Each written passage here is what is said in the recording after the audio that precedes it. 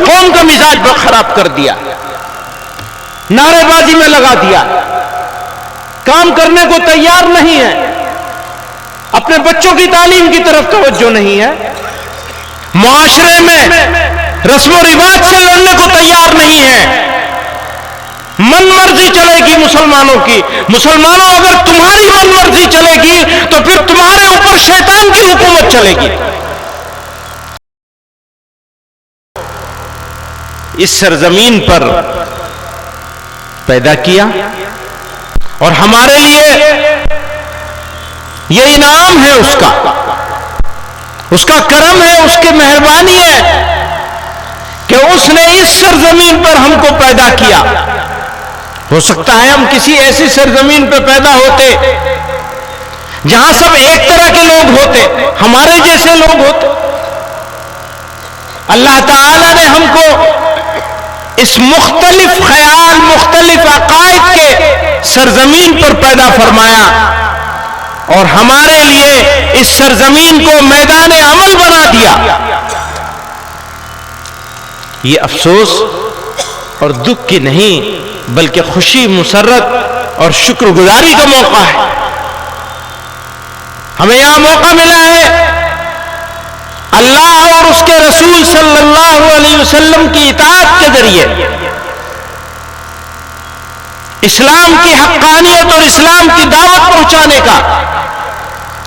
ضرورت اس بات کی ہے کہ مزاج دعوتی ہو، عداوتی نہ ہو۔ آج دیکھنے میں یہ آیا ہے کہ کچھ لوگ، کچھ جماعتیں، کچھ تنظیمیں اور ہمارے برادران وطن میں بھی تھوڑے پولیٹیکل فائدے کے لیے لوگ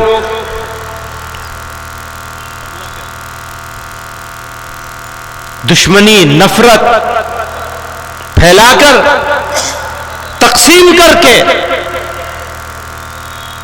لوگوں کو بانٹ رہے ہیں، بانٹنے کا کام کر رہے ہیں۔ مجھے بتایا جائے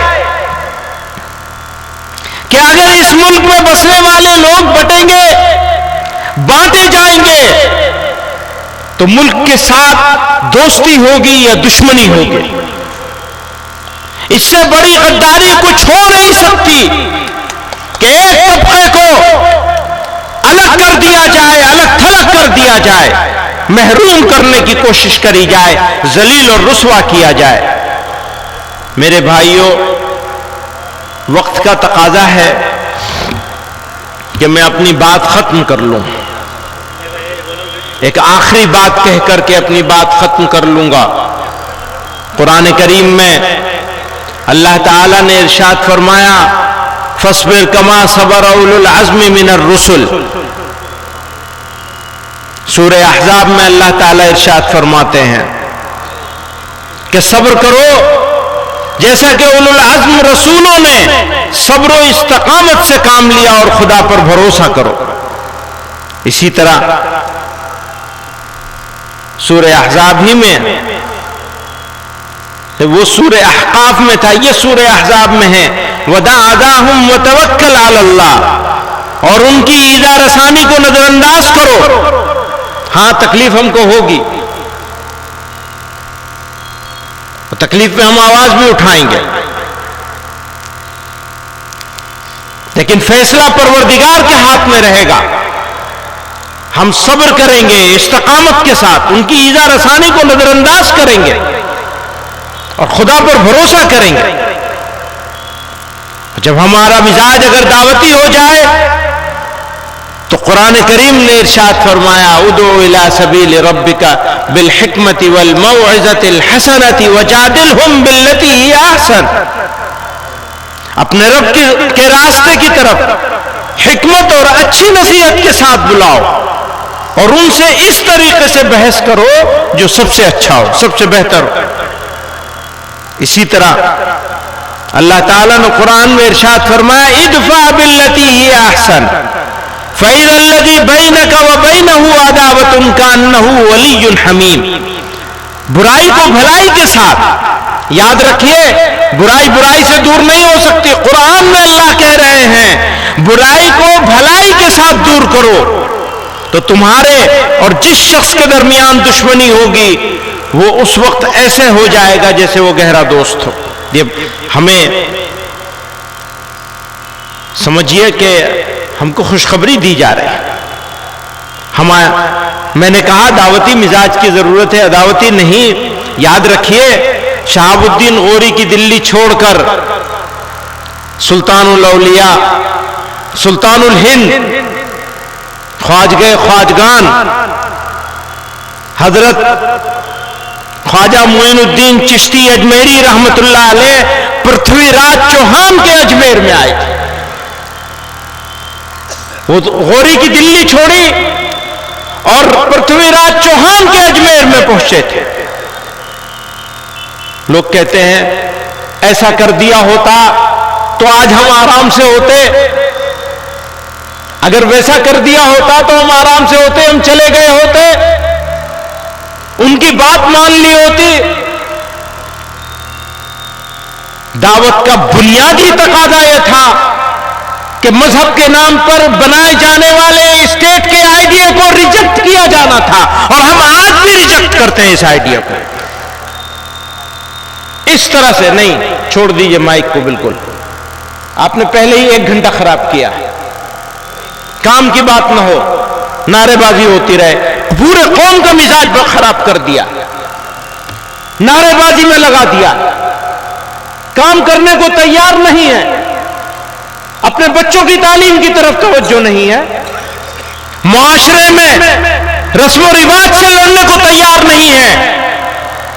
من مرضی چلے گی مسلمانوں کی. مسلمانوں اگر تمہاری من مرضی چلے گی تو پھر تمہارے اوپر شیطان کی حکومت چلے گی. جب اللہ کی حکومت نہیں چل سکتی، جب رسول اللہ کی حکومت نہیں چل سکتی صلی اللہ علیہ وسلم، بھائیا درود تو پڑھ لو کم سے کم. ان کی حکومت نہیں چلتی تو کس کی چلے گی؟ کس کی حکومت چلے گی؟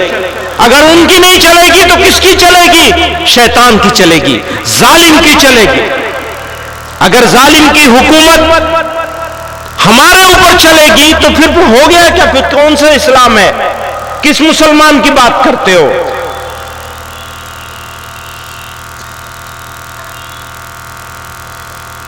مشکلات و مصائب یاد رکھنا، اگر تم مسلمان ہو تو مشکل ضرور آئے گی. وَلَنَبْلُوَنَّكُمْ بِشَيْءٍ مِّنَ الْخَوْفِ وَالْجُوعِ وَنَقْصٍ مِّنَ الْأَمْوَالِ وَالْأَنفُسِ وَالثَّمَرَاتِ وَبَشِّرِ الصَّابِرِينَ. فرماتے ہیں اور ہم تمہاری آزمائش کرتے رہیں گے، کچھ خوف سے، کچھ بھوک سے، اور جان و مال اور پھلوں کے نقصان سے، یعنی تمہارا اتنا اجاڑا جائے گا. تیار ہو اس کے لیے؟ تیار ہونا پڑے. اگر مسلمان ہو تو تیار ہونا پڑے گا. کہتے ہیں حسب الناس ان یترکوا ان یقولوا آمنا وهم لا یفتنون. آزمائے نہیں جاؤ گے. پہلی آزمائش یہ ہے کہ ہم اپنی من مرضی کرنا چھوڑ دیں. یہ ہے پہلی آزمائش. اپنی من مرضی کرنا چھوڑ دیجئے. اپنی شادیاں اس کے مطابق کیجئے جو اسوہ رسول ہے صلی اللہ علیہ وسلم. آپ کی شادیاں، آپ کے بچے، آپ کے گھر، آپ کے معاملات، آپ کا پڑوس، اگر وہ ٹھیک ہے تو سب ٹھیک، وہ نہیں ٹھیک تو کچھ نہیں ٹھیک. بزرگوں اور دوستوں، میں ابھی آ رہا تھا تو مجھ سے بنگلہ دیش کے بارے میں سوال کر رہے تھے. میں نے کہا اگر کوئی غیر مسلم کسی مسلمان کے درمیان میں رہتا ہے اور وہ اپنے آپ کو غیر مسلموں سے زیادہ، غیر مسلموں کے علاقے میں رہنے والے غیر مسلموں سے زیادہ محفوظ نہیں سمجھتا، باعزت نہیں سمجھتا، تو یہ مسلمان کے لیے افسوس، دکھ اور صدمے کا مقام ہے. یہ مسلمان کے اوپر سوال ہے. اور اقلیتیں، اس پورے خطے میں رہنے والی کسی ملک کی اقلیتیں ہوں، اگر اقلیتیں چاہے یہاں ہو اور چاہے وہاں ہو اپنے آپ کو غیر محفوظ سمجھتے ہیں، اگر ان کو ایسا لگتا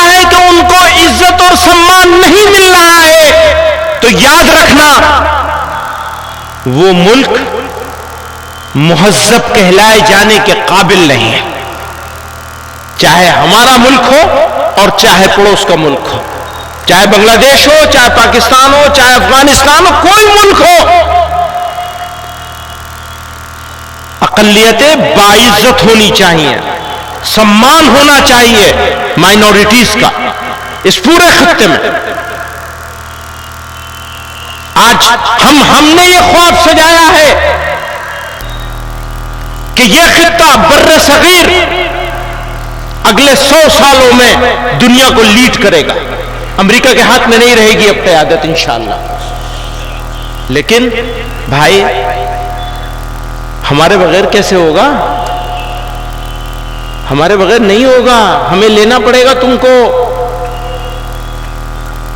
ہمیں سمان دینا پڑے گا، ہمیں موقع دینا پڑے گا، برابر کی اپورچونٹی دینی پڑے گی،